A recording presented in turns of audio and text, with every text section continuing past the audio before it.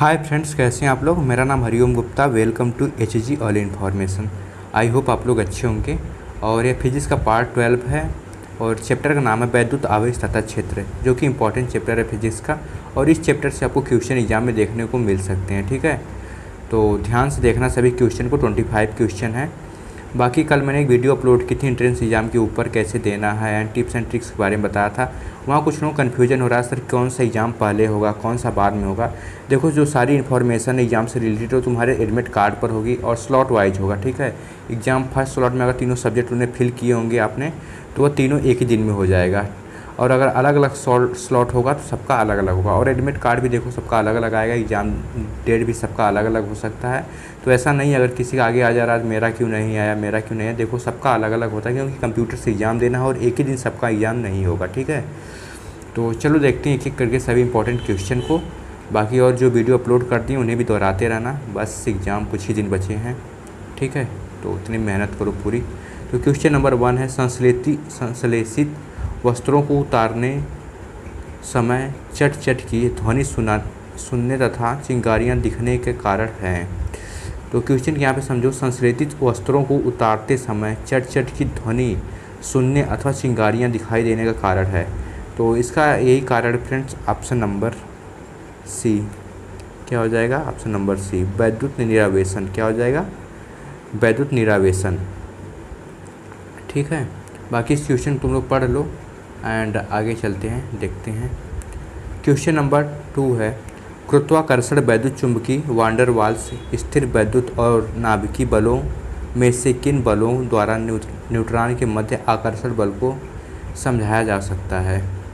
Question number 2 क्या है, गुरुत्वाकर्षण वैद्युत चुंबकीय वांडर वाल्स स्थिर वैद्युत और नाभिकीय बलों में से किन बलों द्वारा न्यूट्रॉनों के मध्य आकर्षण बल को समझाया जा सकता है। न्यूट्रॉनों के मध्य आकर्षण बल को कैसे समझाया जा सकता है। तो इसका सही आंसर है ऑप्शन नंबर सी, गुरुत्वाकर्षण और नाभिकीय। किस बल के द्वारा समझाया जा सकता है, या आकर्षण बल को समझाया जा सकता है गुरुत्वाकर्षण और नाभिकीय बल के द्वारा, ठीक है। क्वेश्चन नंबर 3 है, सामान्यतः ज्वलनशील पदार्थों को ले जाने वाले वाहनों में धातु की चेन लटकाई जाती है, इसका कारण है। क्वेश्चन नंबर 3 है, सामान्यतः ज्वलनशील पदार्थों को ले जाने वाले वाहनों में धातु की चेन लटकाई जाती है, इसका कारण है। तो इसका सही आंसर हो जाएगा ऑप्शन नंबर सी। इसका क्या कारण हो सकता है, पृथ्वी के वाहन का संपर्क बनाए रखने के लिए, ठीक है। पृथ्वी से वाहन का संपर्क बनाए रखने के लिए। क्वेश्चन नंबर 4 है, अल्प व्यास की समीपस्थ लटकी दो गेंदों के निकट यदि फर से रगड़ी हुई प्लास्टिक छड़ लाया जाता है तो तब निम्न में से कौन सा चित्र अंतिम विन्यास को दर्शाता है। तो यहाँ पे यही बताना है फ्रेंड्स, अगर अल्प व्यास की समीपस्थ लटकी दो गेंदों के निकट यदि फर रगड़ी हुई प्लास्टिक छड़ को लाया जाता है तो निम्न में से कौन सा चित्र अंतिम विन्यास दर्शाता है। तो इसका सही आंसर हो जाएगा ऑप्शन नंबर सी। क्या हो जाएगा, ऑप्शन नंबर सी, यही अंतिम विन्यास को दर्शाता है, ठीक है। क्वेश्चन नंबर 5 है, चित्र में दिखाया गया उपकरण प्रयुक्त होता है। तो जो इस चित्र में आपको उपकरण दिखाई दे रहा है, जो फिगर है, किस चीज़ का ये बताना है या क्या दर्शा रहा है। तो इसका सही आंसर है ऑप्शन नंबर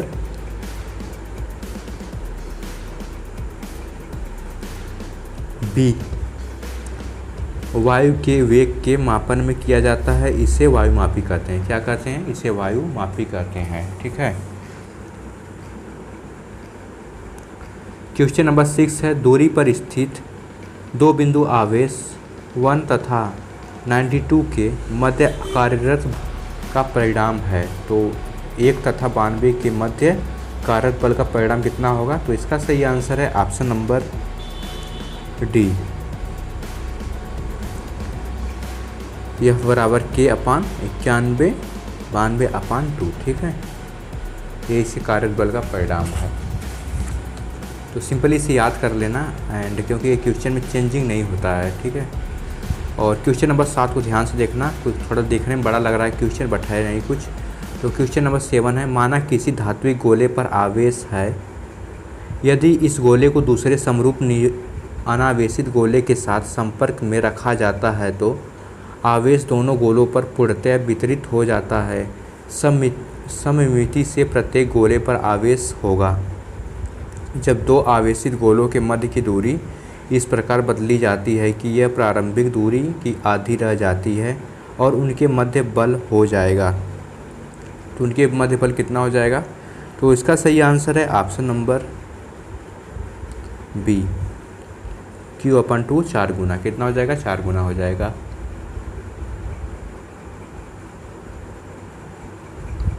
बाकी क्वेश्चन को आप लोग देख लो और चलो नेक्स्ट क्वेश्चन देखते हैं। क्वेश्चन नंबर 8 है, दो आवेशों Q1 तथा Q1 तथा एक मिनट यहाँ पे Q2 रहेगा, 12 हो गया है, ठीक है, Q2 रहेगा। यदि दो आवेश Q1 तथा Q2 के मध्य की दूरी जिसको साथ मध्य बल 91/92/12 के समानुपाती होता है तब समानुपाती नियतांक है। तो समानुपाती नियतांक क्या हो जाएगा? अगर Q1 Q2 के मध्य की दूरी 91/92/12 है तो इसका सही आंसर हो जाएगा ऑप्शन नंबर सी, 1/4 एक्साइलम नॉट, ठीक है, एक्साइलम 0 बोल सकते हैं, नॉट भी। क्वेश्चन नंबर 9 है, आवेशों के विन्यास में 91 आवेश के द्वारा 92 आवेश पर कार्यरत बल होगा। तो कितना कार्यरत बल होगा? तो इसका सही आंसर है ऑप्शन नंबर ए, F21 बराबर 1 एक्साइलम E0 Q1 Q2 R² R21, ठीक है, ये इसका सही आंसर है, आप लोग देख लो। बाकी चलो नेक्स्ट देखते हैं। क्वेश्चन नंबर 10 है, Fg तथा Fe क्रमशः इलेक्ट्रॉन एवं प्रोटॉन के मध्य गुरुत्वाकर्षण बल एवं स्थिर वैद्युत बल को प्रदर्शित करते हैं। जब दूरी 10 सेमी हो तब Fg/Fe का अनुपात किस कोटि का होगा?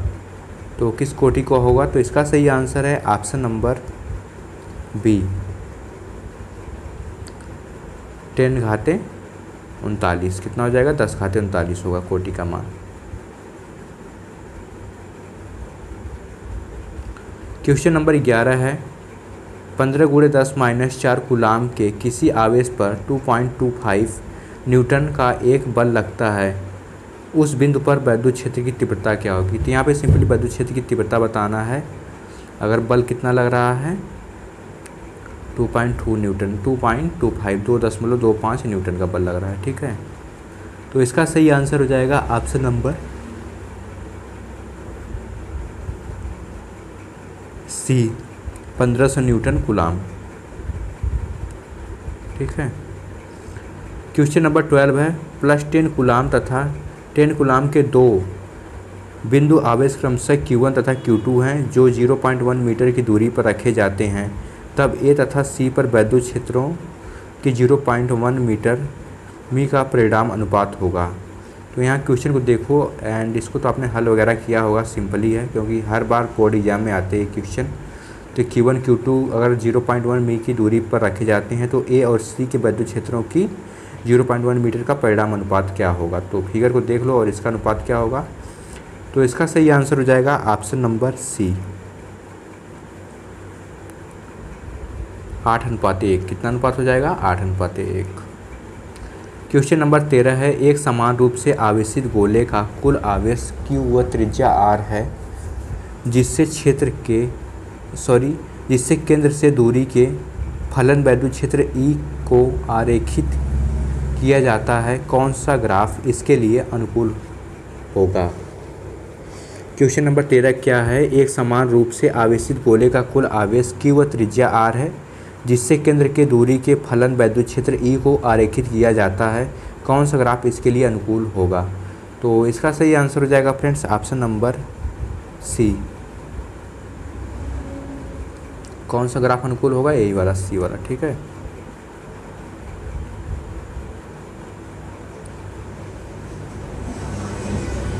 क्वेश्चन नंबर 14 है, यदि द्रव्यमान का एक इलेक्ट्रॉन एक समान वैद्युत क्षेत्र में विराम से एक निश्चित दूरी तक चलने में समय t1 लेता है, इस वैद्युत क्षेत्र में mp द्रव्यमान का एक प्रोटॉन उतनी ही दूरी चलने में t/1/2 समय लेता है, ठीक है, या उसका आधा बोल सकते हैं, लेता है। गुरुत्वाकर्षण के प्रभाव में नगण्य मानते हुए T/1/2/T का अनुपात लगभग बराबर है। तो इसका अनुपात लगभग कितना हो जाएगा? तो इसका सही आंसर है ऑप्शन नंबर सी, MP/ME/1/2 हो जाएगा। कितना हो जाएगा? MP/ME/1/2। क्वेश्चन नंबर 15 है। देखो ये सभी क्वेश्चन फ्रेंड्स आप लोग हल किए हैं, आपको इन सबको थोड़ा थोड़ा याद ही करना पड़ेगा इसमें, ठीक है। थोड़ा बहुत भी अगर दिमाग में रहेगा, वीडियो देखे रहोगे तो वहाँ पे आपको समझ आ जाएगा, तो आप लोग सही करके आओगे। तो थोड़ा बहुत इसे याद कर लेना, क्योंकि इसे हल करने बैठोगे तो टाइम बहुत लग जाएगा। बट हाँ, अगर आप चाहो तो हल कर सकते हो अभी, बट एग्ज़ाम में तो नहीं कर पाओगे। क्वेश्चन नंबर 15 है। एक निश्चित स्थान में वैद्युत क्षेत्र त्रिज्यीय रूप से बाहर की ओर लग रहा है, जिसे E बराबर AR द्वारा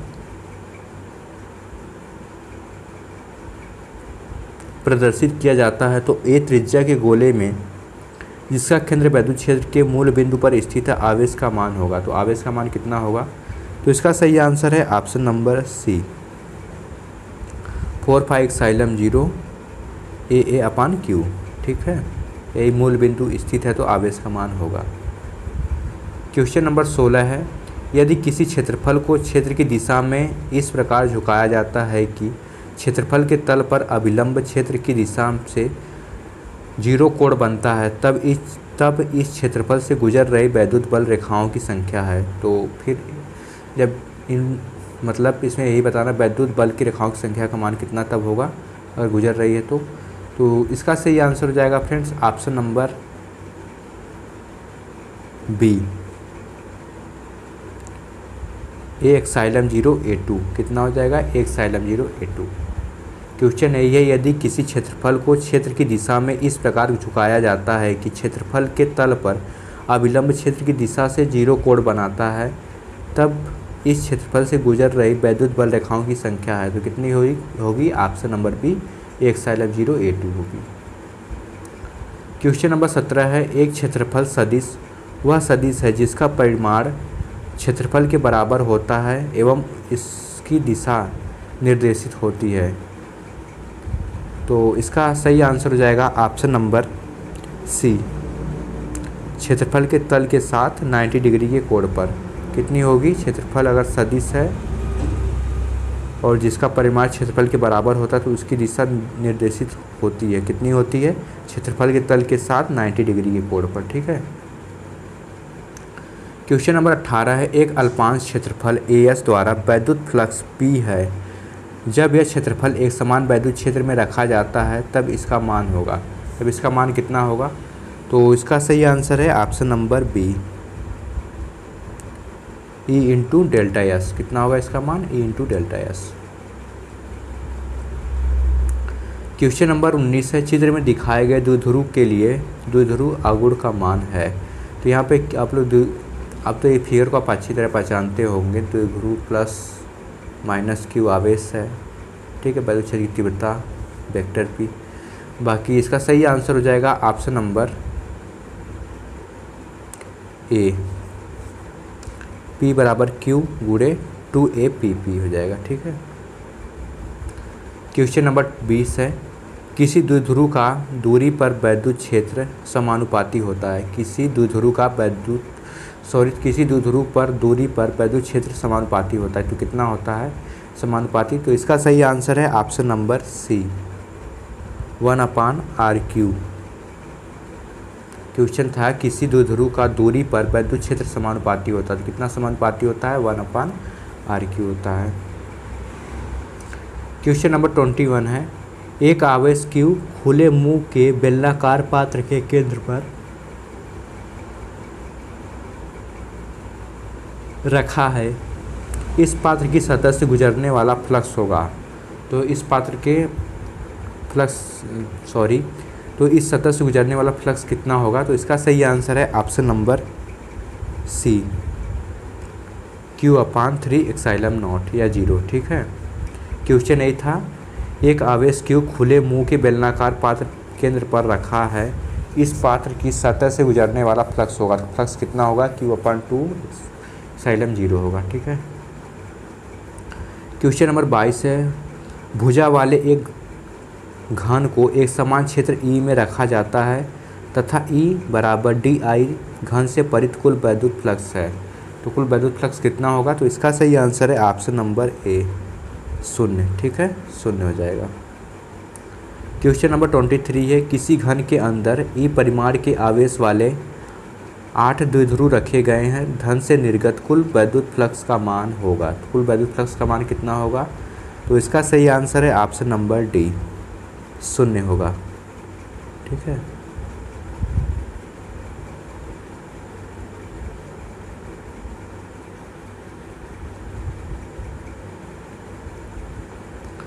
क्वेश्चन नंबर 23 है, दो अनंत समतल और समांतर तलों के बीच की दूरी, उन पर बराबर एवं विपरीत आवेश का पृष्ठ घनत्व 0 है, तलों के बीच में किसी बिंदु पर वैद्युत क्षेत्र की तीव्रता होगी। तो बलों के बीच वैद्युत क्षेत्र की तीव्रता कितनी होगी? तो इसका सही आंसर है ऑप्शन नंबर बी। कितना हो जाएगा? यहाँ पे फ्रेंड्स इसे बोल सकते हैं सिग्मा टाइप, ऐसे रहेगा। ठीक है, सिग्मा बराबर एप्सिलॉन 0 हो जाएगा, ऑप्शन नंबर बी, इसे समझ लेना। बाकी नेक्स्ट क्वेश्चन है, वायु में स्थित एकांक पर धन आवेश से निकलने वाला वैद्युत फ्लक्स का मान है। वायु में स्थित एकांक धन आवेश से निकलने वाला वैद्युत फ्लक्स का मान है। तो इसका फ्लक्स का मान कितना हो जाएगा? तो इसका सही आंसर है ऑप्शन नंबर बी, एप्सिलॉन 0 -1 हो जाएगा। फ्रेंड्स, ये थे 25 क्वेश्चन जो कि वैद्युत क्षेत्र वाले चैप्टर्स लिए गए थे फिजिक्स के। तो आप लोगों ने आज पढ़ भी रखा होगा। बाकी वीडियोज़ देखने के बाद अपने नोट्स को भी एक बार दोहरा लेना। एंड ज़्यादातर क्वेश्चन इसमें सवाल टाइप कम आते हैं, ऐसे ही क्वेश्चन ज़्यादा पूछे जाते हैं एग्ज़ाम में, तो देखते रहना। एंड इस चैप्टर से हो सकता है, आई होप कि कुछ क्वेश्चन मिल जाएँ आपको। तो वीडियो अगर समझ में आ गई हो तो ठीक है, बट अगर नहीं आए तो एक बार और देख लेना। एंड PDF मैं दूंगा, उससे पढ़ लेना। एंड इसे एक बार इसका अगर वीडियो वगैरह लेक्चर और देख लेना। ठीक है, बाकी एग्ज़ाम की तैयारी करते रहो और मिलते हैं नेक्स्ट वीडियो में। तब तक के लिए जय हिंद।